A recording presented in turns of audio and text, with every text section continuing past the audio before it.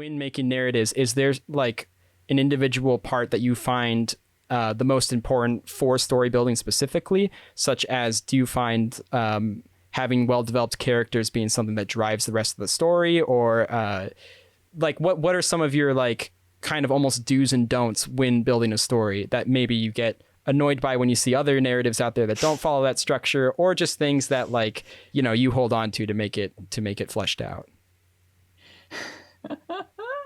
This is very, like I said, I analyze narratives on my stream, and like I Sure. do narrative analyses on my Patreon, and like you will very quickly find out which things bother me.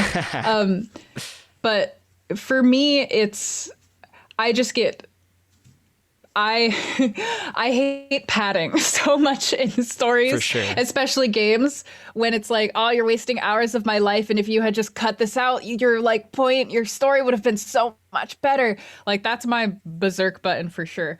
But Right.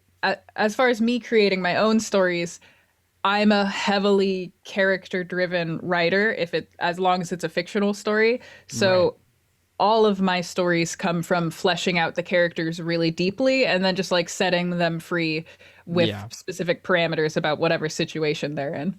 The rest, it kind of sets up naturally once you have complexity in characters, because of that complexity, you're naturally going to see how they interact with other characters, and a plot just kind of presents itself from that, I feel. Do you get like really bothered by a lot of pop culture movies because, you know, they have a lot of agendas, right? It's not always specifically about telling such a good story. Like, do you have to like stop watching maybe some popular movies because of that, or? Yeah, all the time. I actually, Yeah.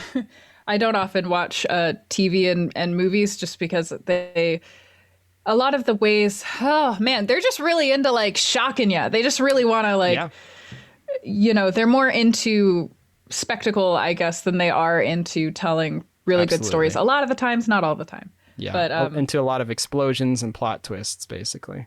I actually, because I'm a writer, I end up really orienting myself towards the extremes of the spectrum. So I like really, really wild things. Like I love Bollywood, I love K-dramas, I love like, comically bad movies like The Room, Right. because they're stories where people will just do the thing that's wild because it's fun. And I'm like Yeah, along for the ride. I'm like, yeah, like she's in a definitely. coma now and her sister's replacing her. And like that man just jumped off a building, but he's safe because it was on fire. It doesn't make sense. Don't Yeah. worry.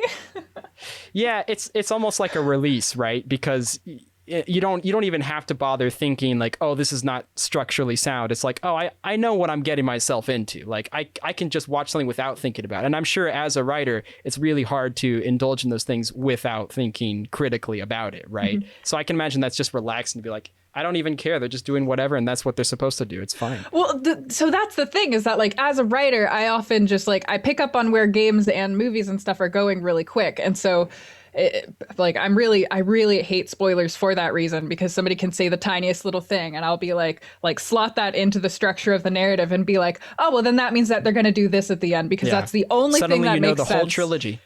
Yeah. Yeah, for Whereas sure. like with K-dramas or Bollywood, you just literally don't know where it's going to end up. Like You have no clue. you start the movie in one place and then 15 minutes later there's ghosts prowling the floor and the reincarnation of your dead mother is trying to seduce your boyfriend, and you're like, "Oh, didn't know this was where we were going to end up today, but Yeah. it's a good time."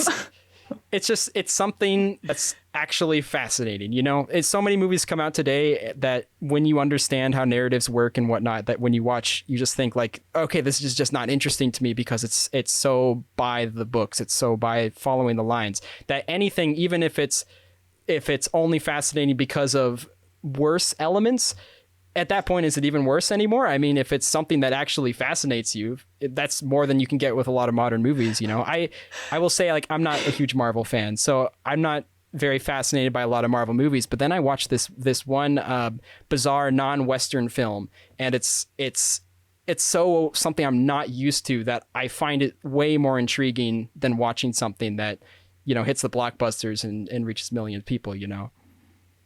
I I will say, like, a very good indication of where I'm at with this is that I went to go see the preview of the latest Star Wars movie that came out, the one that everybody hated, and I was living the whole, like, I loved it because I just was like, oh my God, they're doing this now. Oh my God, they're going here. Like, it was like I was on a roller coaster ride, and I was just so down for it. And I left, and I was like, that was a bad movie, but I am like, it's my favorite one. Hey there. You just watched a clip from my creative podcast. If you'd like to check out the full episode as well as other episodes as soon as they come out, you can support me over on Patreon for the $3 tier, or you can just subscribe here and wait for clips and podcast episodes to come out eventually.